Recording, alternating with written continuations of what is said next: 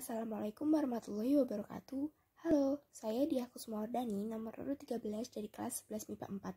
Di sini saya akan menjelaskan secara ringkas mengenai perlawanan Pangeran Diponegoro pada Perang Jawa.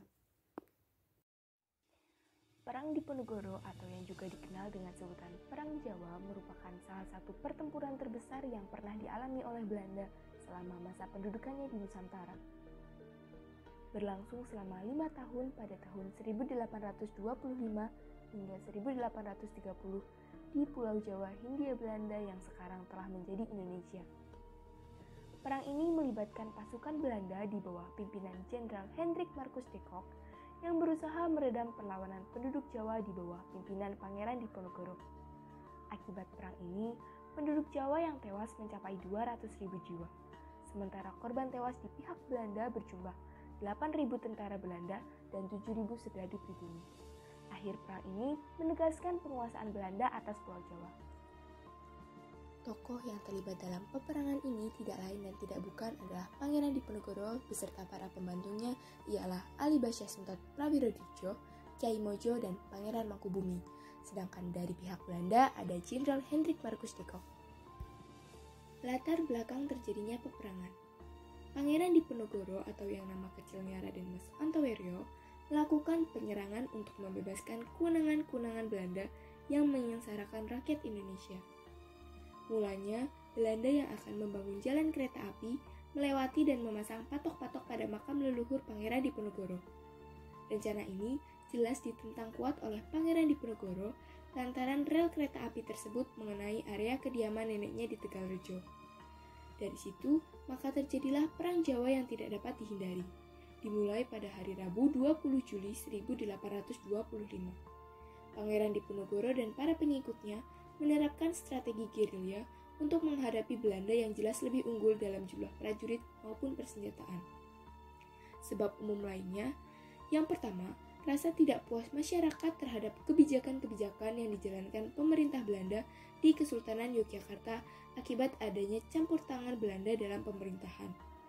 Meninggalnya pendiri Kesultanan Yogyakarta, Sultan Hamengkubuwono I pada 24 Maret 1792 membuka peluang bangsa penjajah semakin menancapkan pengaruhnya di lingkungan kerajaan. Yang kedua, wilayah Mataram yang dipersempit dan terpecah meliputi Mataram yang kehilangan wilayah di daerah pesisir dan kehilangan pelayaran. Yang ketiga, semakin kecilnya pendapatan negara. Yang keempat, raja yang tergantung pada Belanda. Yang kelima, masuknya kebudayaan barat ke istana. Dan yang terakhir, rakyat yang sangat menderita. Strategi yang digunakan oleh Pangeran Diponegoro. Yang pertama, menghimpun berbagai kekuatan dari berbagai wilayah penting. Sebanyak 15 dari 19 pangeran bergabung dengan Diponegoro. Bahkan Diponegoro juga berhasil memobilisasi para bandit profesional yang sebelumnya ditakuti oleh penduduk pedesaan. Perjuangan Diponegoro juga dibantu oleh Kyai Mojo yang menjadi pemimpin spiritual dalam pemberontakan. Dalam Perang Jawa ini, Pangeran Diponegoro juga berkoordinasi dengan ISKS Pakubuwono VI serta Raden Tumenggung Prawiro-Digdoyo sebagai Bupati Gagatan. Yang kedua, membangun pertahanan di Bukit Selarong.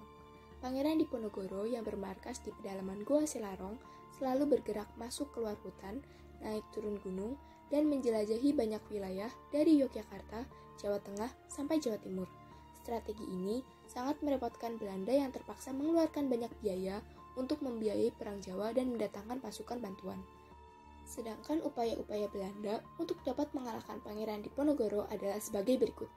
Yang pertama, menggunakan sistem benteng stelsel, yaitu Belanda yang mendirikan benteng pertahanan pada setiap daerah yang dikuasainya dengan tujuan mempersempit wilayah gerak Pangeran Diponegoro. Yang kedua, membentuk pasukan anti perang gerilya. Yang ketiga, memberi hadiah kepada orang yang dapat menangkap Pangeran Diponegoro. Yang keempat, Belanda mengangkat kembali Sultan Sepuh agar dapat mempengaruhi rakyat. Dan yang terakhir, menggunakan siasat berunding. Akhir peperangan, pada keadaan yang sangat sulit tepat di tanggal 28 Maret 1830, dilangsungkan perundingan antara Jenderal de Kock dengan Pangeran Diponegoro di kantor Karesidenan Kedu Magelang. Pangeran Diponegoro diiming-imingi jaminan apabila perundingan gagal, maka beliau diizinkan kembali pada pasukannya. Namun ternyata hal tersebut hanyalah tipu daya Belanda.